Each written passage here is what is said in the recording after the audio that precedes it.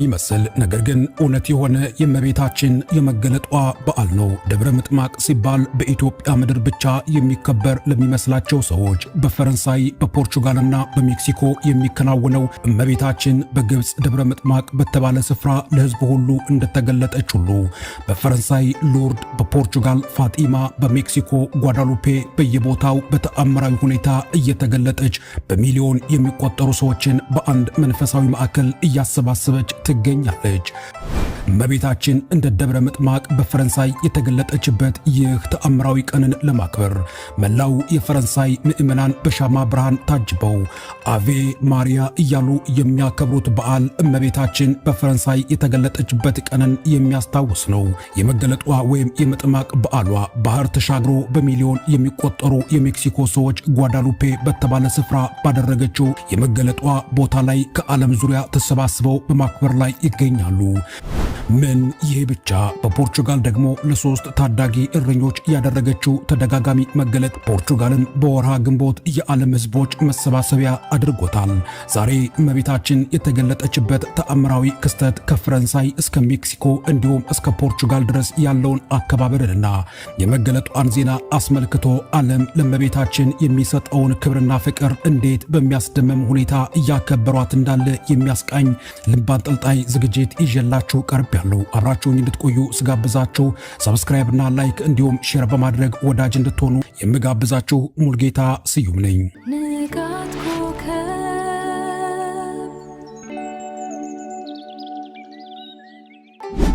በዓለም ዙሪያ በሚገኙ የክርስትና እምነት ተከታዮች ዘንድ የእመቤታችን የድንግል ማርያም መገለጥ እጅግ አነጋጋሪና መንፈሳዊ ልዕልናን የተላበሰ ክስተት ነው። ይህ ክስተት በፈረንሳይ፣ በፖርቹጋል፣ በሜክሲኮና በግብፅ ደብረ ምጥማቅ ተአምር ውስጥ የሚንጸባረቅበት መንገድ የሰው ልጅን አእምሮ የሚገዛና ልብን የሚያጠልቅ ምስጢር አለው።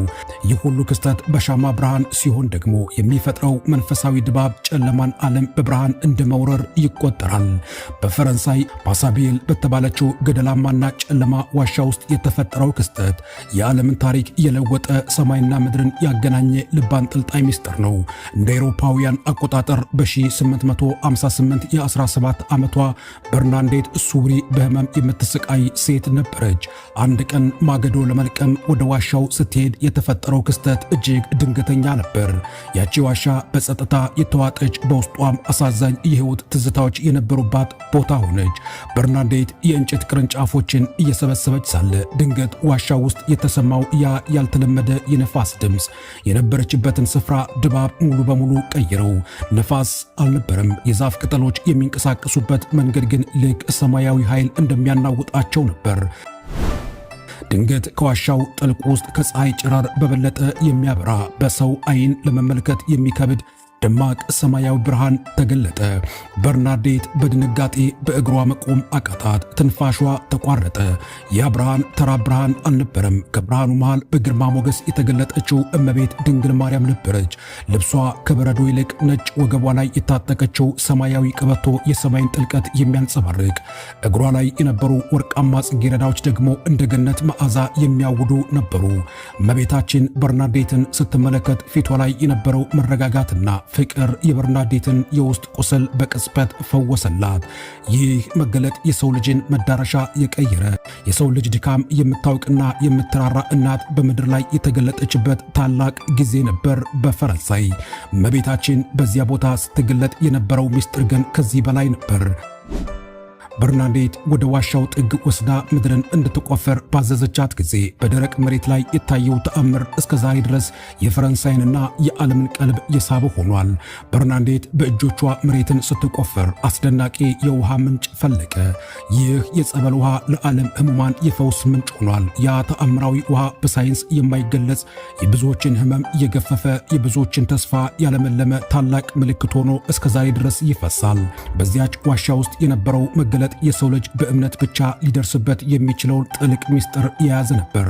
በርናርዴት ከእመቤታችን ጋር የተገናኘችባቸው ቀናት ለዓለም የፍቅር የንስሐና የጸሎት ጥሪዎች የተላለፉባቸው፣ የሰማይ በሮች በምድር ላይ የተከፈቱባቸው አስደናቂ ቀናት ነበሩ። ያ መገለጥ በጨለማ ውስጥ ለነበረችው በርናርዴት ብቻ ሳይሆን ለዘመናት ለሚኖሩ የሰው ልጆች ሁሉ የተሰጠ የፍቅር ቃል ኪዳን ነበር። በዚያች የፕሬኔስ ተራሮች ጥግ በሚገኘው ዋሻ ውስጥ የተፈጠረው የእመቤታችን መገለጥ እስከ ዛሬ ድረስ በየዓመቱ በፈረንሳይ ምድር ታላቅና አነቃቂ የብርሃን ጎርፍ እያስተናገደ ይገኛል። የእመቤታችን የመገለጧን ቀን እያሰቡ በሺዎች የሚቆጠሩ ምዕመናን ምሽት ላይ በእጃቸው ሻማ ይዘው ወደ ዋሻው የሚገሰግሱበት ሂደት ልብን የሚያቀልጥ ነው። ይህ የዋሻ ሰልፍ እንደ አንድ ግዙፍ የብርሃን ወንዝ በጨለማው ተራራ ላይ ይፈሳል። የአማኞች ድምፅ በአንድነት ሲሰማ አቬ ማሪያ፣ ማርያም ሆይ ደስ ይበልሽ እያሉ በዝማሬ ያከብራሉ። የዚያ የብርሃን ሰልፍ ማብቂያ ላይ የሚታየው ድባብ ደግሞ እጅግ አስገራሚ ነው። በእመቤታችን ትእዛዝ ከበርናርዴት እጅ በታች የፈለቀው ተአምራዊ ጸበል በየቀኑ በሺዎች የሚቆጠሩትን እየፈወሰ ይገኛል።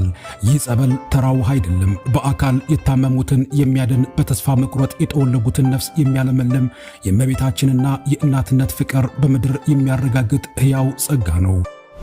በየዓመቱ የማይፈወስ ተብሎ ከበሽታቸው የዳኑ ሰዎች ያንን ጸበል ተጠቅመውና በጸሎት ተቀብለው ከሕመማቸው ሲፈወሱ የሚታይበት ሂደት የሳይንስ ሊቃውንትን ሳይቀር ያስደመመ ተአምራዊ ሥራ ሆኗል። በዚያ ስፍራ ያለው አየር በጸሎትና በምስጋና የተሞላ ነው።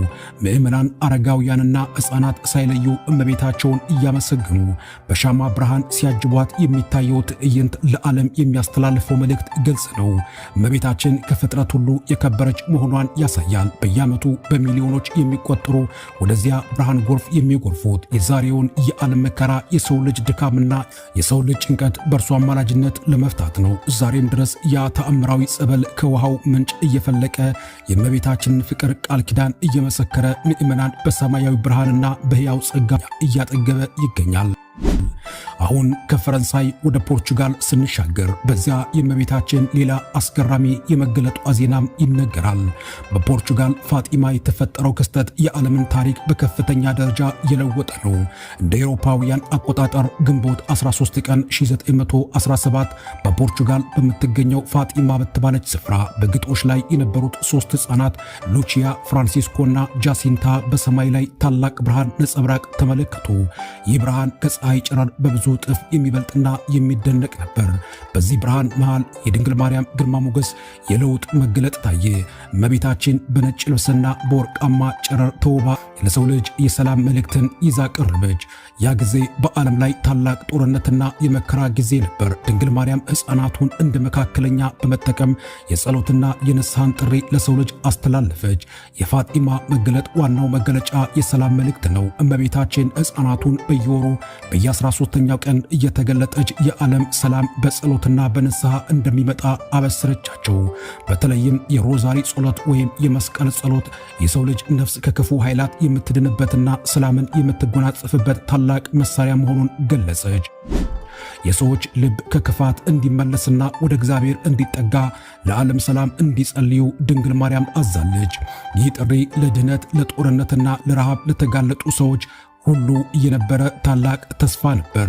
ጥቅምት 13 ቀን 1917 የተፈጠረው የፀሐይ ተአምር በፋጢማ ታሪክ ውስጥ የማይረሳ ክስተት ነው። በሺዎች የሚቆጠሩ አማኞችን የማያምኑ ሰዎች ጭምር በተሰበሰቡበት ስፍራ ፀሐይን እንደ መንኮራኩር ስትሽከረከር ቀለሟን እየቀያየረች ወደ ምድር ስትወርድ ታየ። ይህ ክስተት በወቅቱ በነበሩ ጋዜጠኞችና ሳይንቲስቶችም ተመዝግቧል። ሕዝቡ ሁሉ በታላቅ ድንጋጤና ፍርሃት ተንበርክኮም ጸልዩዋል። ይህ የመለኮታዊ ኃይል መገለጥ የድንግል ማርያም በምድር ላይ እንደምትገኝና በእግዚአብሔር ፈቃድ ለሰው ልጆች እንደምትገለጥ ሁሉ የተረጋገጠበት ታላቅ ምልክት ቀን ነበር። ፋጢማ ዛሬ ለዓለም የሰላምና የጸሎት ማዕከል ሆና ትገኛለች። ከፖርቹጋል ፋጢማ ወደ ሜክሲኮ ጓዳሉፔ ስንሄድ ደግሞ የድንግል ማርያም መገለጥ በዚያች በአሜሪካ ግርጌ በደቡብ አሜሪካ ራስጌ በምትገኘው ሀገር ሌላ አስደናቂ ምስል ይዞ ይመጣል።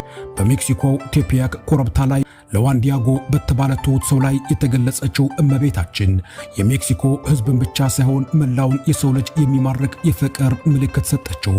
ዋን ዲያጎ እመቤታችንን በኮረብታው ላይ ባየ ጊዜ ለእርሷ ያለው ፍቅርና አክብሮት ታላቅ ነበር።